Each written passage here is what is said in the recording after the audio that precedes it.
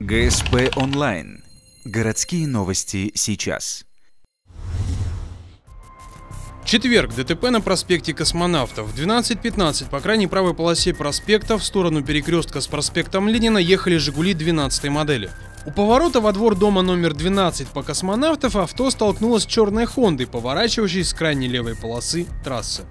Со стороны проспекта Ленина осуществляет маневр поворота, двигается автомобиль «Хонда».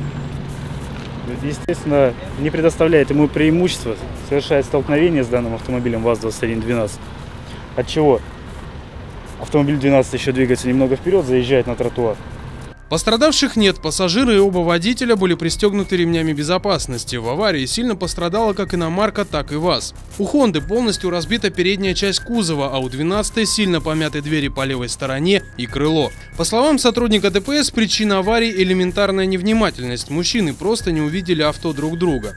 Теперь виновнику, водителю «Хонды», предстоит оплатить штраф в размере 500 рублей, а его страховой компании – ремонт пострадавшего ВАЗа.